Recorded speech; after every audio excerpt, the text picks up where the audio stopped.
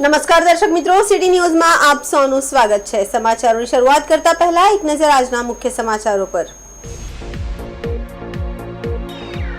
Khergam road પર park કરેલી એક બસમાં અચાનક આગ લાગી।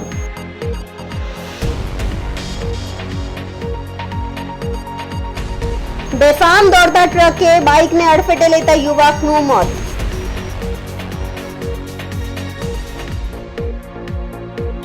દમણમાં એસએસસી બોર્ડના રિઝલ્ટ 88.53% આવ્યું।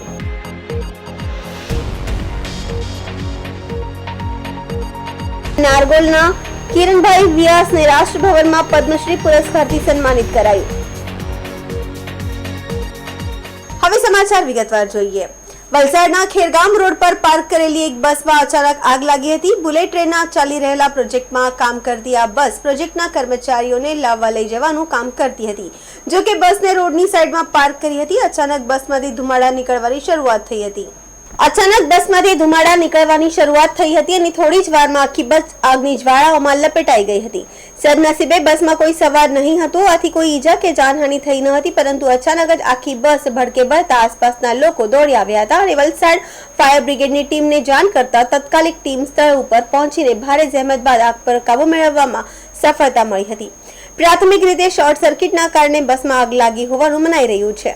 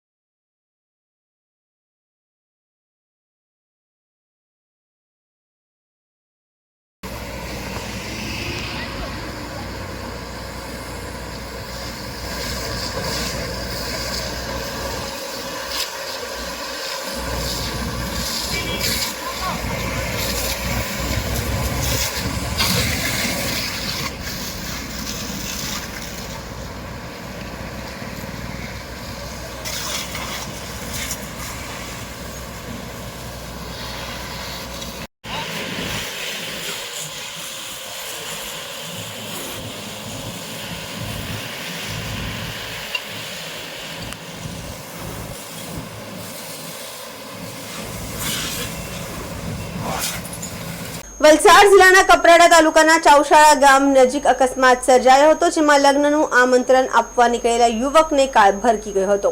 બેફામ દોડતા ટ્રકે બાઇકને અડફેટે લેતા યુવકનું ઘટના સ્થળે જ કરુણ મોત નીપજ્યું હતું। બનાવની વિગત મુજબ કપરાડાના ચાવશાળા નજીક તુલસીરામ ઇલાજભાઈ દોડકા નામનો એક યુવક પરિવારમાં લગ્ન હોવાથી લગ્નનું આમંત્રણ આપવા ઘરથી નીકળ્યો હતો। એ દરમિયાન ચાવશાળા નજીકથી પસાર થતા બેફામ ટ્રક ચાલકે બાઇકને અડફેટે લીધું હતું, જેના કારણે યુવક તુલસીરામ ગંભીર ઈજાગ્રસ્ત થયો હતો। જાણ થતાં જ મોટી સંખ્યામાં લોકો એકઠા થયા હતા અને યુવકને સારવાર માટે હોસ્પિટલ ખસેડવામાં આવ્યો હતો, જો કે તબીબોએ તેને મૃત જાહેર કર્યો હતો। બનાવની જાણ થતાં સમગ્ર ગામમાં શોકનો માહોલ ફેરવાયો હતો। લગ્નનું આમંત્રણ આપવા નીકળેલા યુવકના મોતના કારણે પરિવારમાં લગ્નની ખુશી માતમમાં ફેરવાઈ હતી। બનાવ બાદ કપરાડા પોલીસે આ મામલે જરૂરી કાર્યવાહી હાથ ધરી હતી।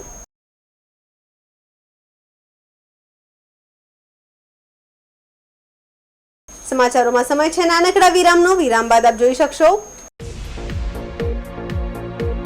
દમણમાં એસએસસી બોર્ડના રિઝલ્ટ 88.53% આવ્યું।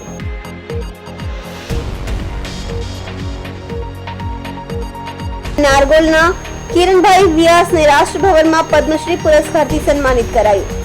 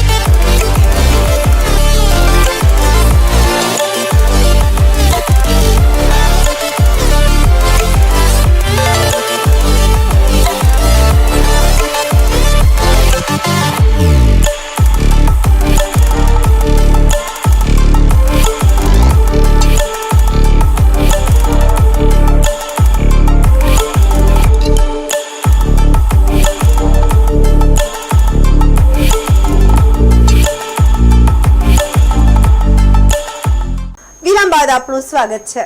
કેન્દ્ર શાસિત પ્રદેશ દમણમાં એસએસસી બોર્ડના રિઝલ્ટ 88.53% આવ્યું છે। પાછલા વર્ષથી આ વર્ષે 21% વધારે છે। દમણમાં દુનેઠા સરકારી શાળાની વિદ્યાર્થીની મુસ્કાન રાય 94.16% સાથે પ્રથમ આવી છે। મુસ્કાન એક ચાલમાં રહે છે અને એમના પિતા એક ખાનગી કંપનીમાં શ્રમિક છે। દમણ જિલ્લામાં પ્રથમ આવતા પરિવારના સભ્યો અને આજુબાજુના લોકોએ એમના સ્વાગત કર્યું છે। મુસ્કાન આગાડી ડોક્ટર બનવા માંગે છે।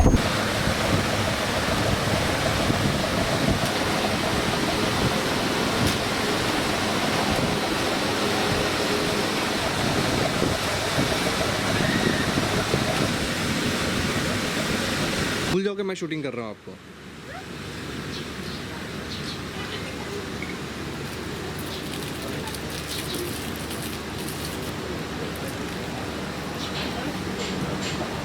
गले वाले भी तो मिलो।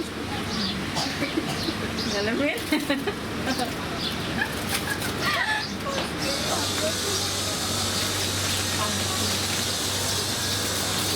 वेरी गुड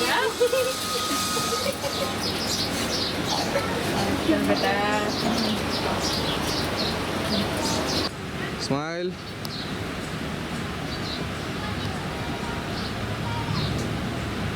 मेरा नाम मुस्कान संजीत राय है। मैं यहाँ की गवर्नमेंट स्कूल दुनेठा में पढ़ती हूँ।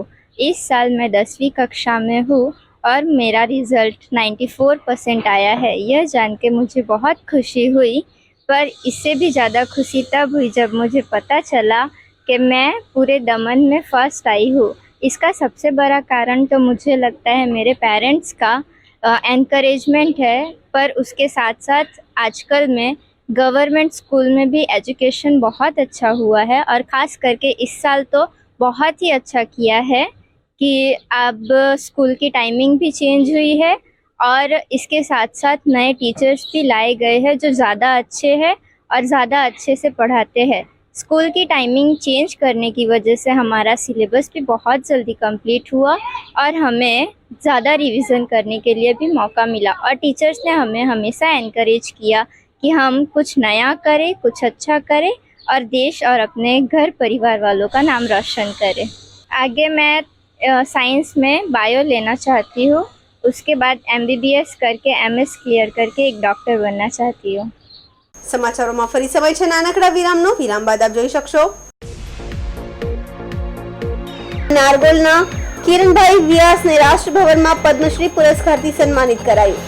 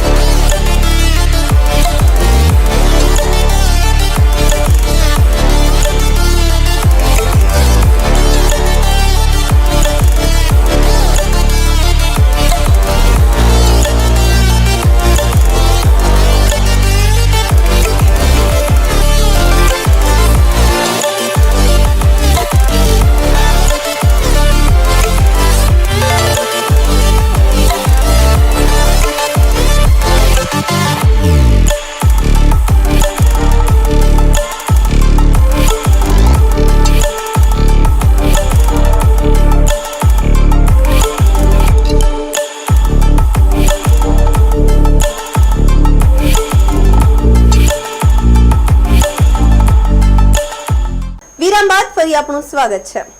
નારગોલ ગામના કિરણભાઈ વ્યાસને આયુર્વેદ અને યોગમાં પ્રદાન બદલ રાષ્ટ્રપતિના હસ્તે રાષ્ટ્રભવનમાં પદ્મશ્રી પુરસ્કારથી સન્માન.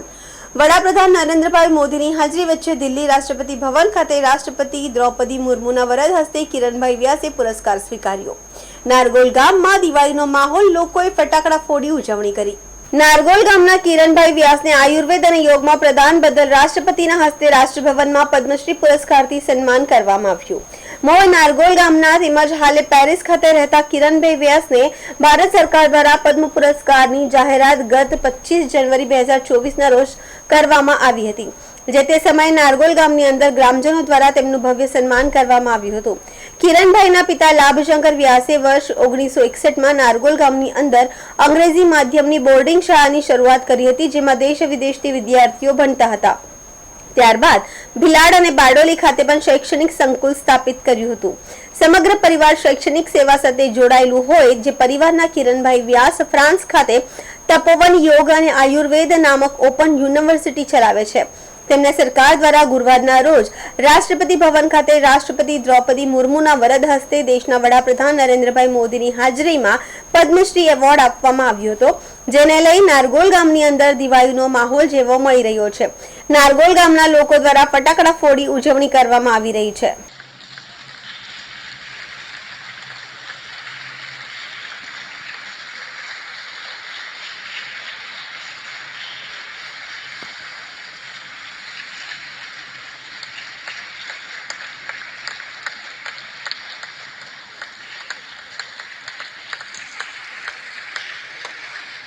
સમાચાર પૂરા કરતા પહેલા એક નજર આજના મુખ્ય સમાચારો પર. ખેરગામ રોડ પર પાર્ક કરેલી એક બસમાં અચાનક આગ લાગી.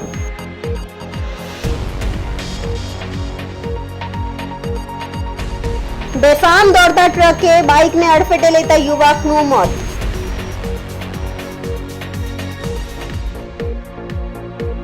દમણમાં એસએસસી બોર્ડના રિઝલ્ટ 88.53% આવ્યું.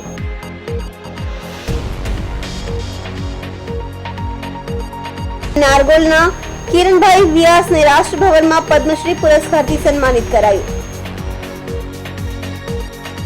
તો આ હતા અત્યાર સુધીના સમાચાર. જોતા રહો સિટી ન્યૂઝ. નમસ્કાર.